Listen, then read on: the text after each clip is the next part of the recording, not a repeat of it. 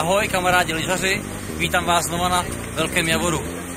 Na testu lyží pro příští rok 2014. Čeká nás dneska test nových modelů Atomic. První se podíváme na stánek Atomicu. Takhle budou vypadat nový lyže na příští rok.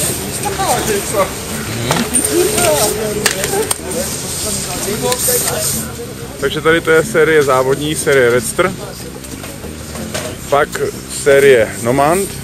Ty se nám tam rýsují, vypadají v krásných nových barvách, hodně černá z kombinací při klavě žluté a zelené. A jelikož dneska napadlo hodně prašánků, tak se jistě podíváme na nový freeridový lyže od Atomicu.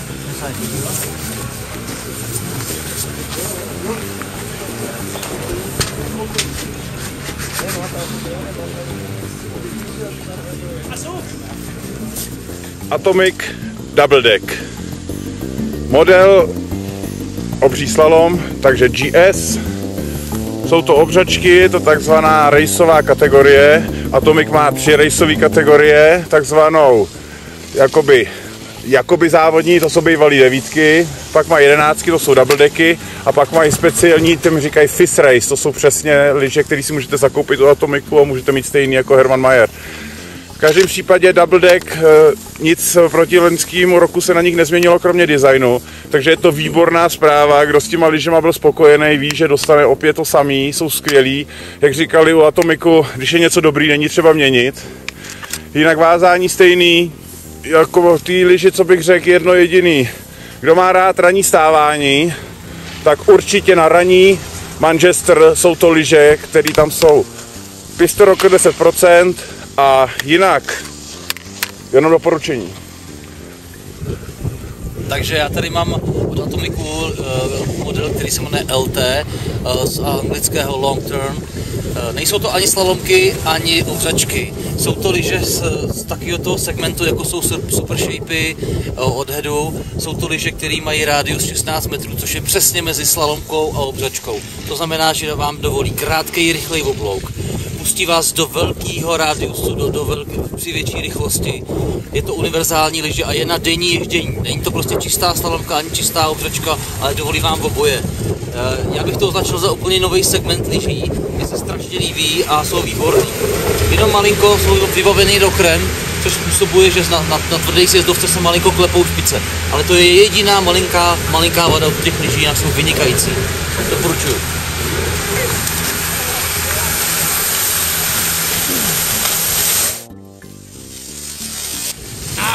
Ta lyže je slalomka, na které se dá vynikajícím způsobem zatáčet. I přesto, že má rocker, i přesto, že je to velice vykrojená lyže, na špičce má 122,5 cm, tak ta lyže je neuvěřitelně klidná. Dá se na ní jezdit velké rychlosti a dá se zrovna tak na ní výborně pokládat do oblouku. Kdo se chce pěkně povozit, nechne na dříčce, slalomka od Atomicu je ideální volba. Možná je to i díky krizi z roku 2008. Že už neplatí, že čím dražší, tím lepší. Tohle jsou bývalý 9, polozávodní lyže od Atomicu. Jsou to obřačky. I lyže v této nižší cenové kategorii dovede poskytnout úplně skvělý svezení, výborný pocit a zjistíte, že není se třeba dřít na drahých závodních lyžích a že i taková lyže poskytne krásné svezení. Výborný. Atomic řada Edge, Redster Edge. Nyní vám názorně předvedeme, jak krásně a lehce se dá na nich přehranit.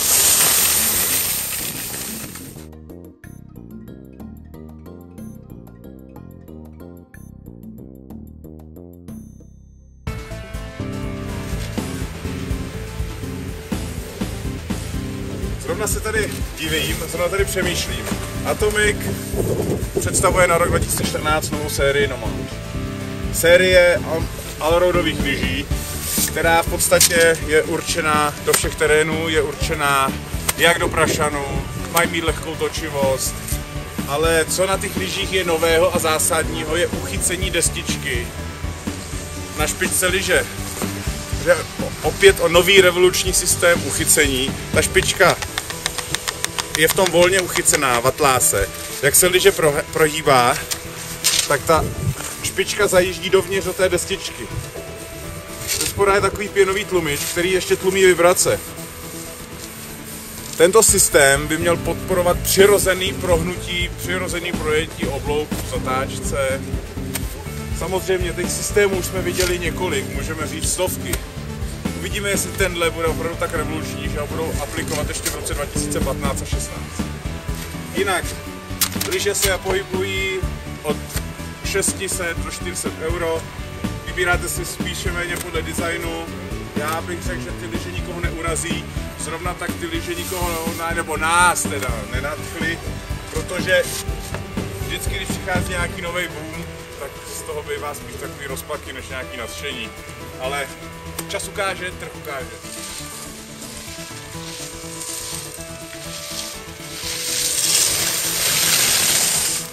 Tak, mně se ty nomády líbí.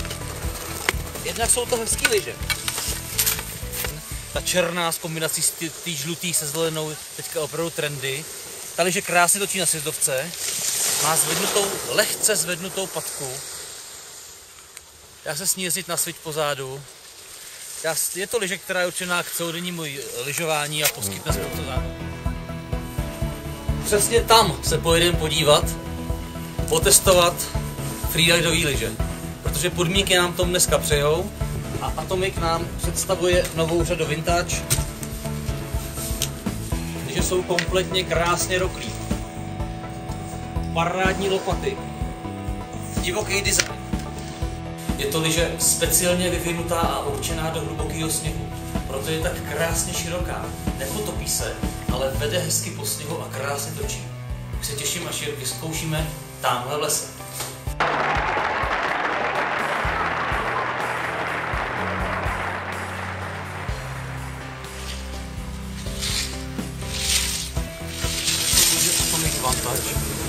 Tyhle lyži ty lyže jsou určený pouze do hlubokého sněhu. Nepředpokládá se u nich, že by se s nimi dalo jezdit na sjezdovce. Mě strašně překvapily tyhle lyže. No, tak s těma se dá normálně jezdit po sjezdovce, ačkoliv tak nevypadají.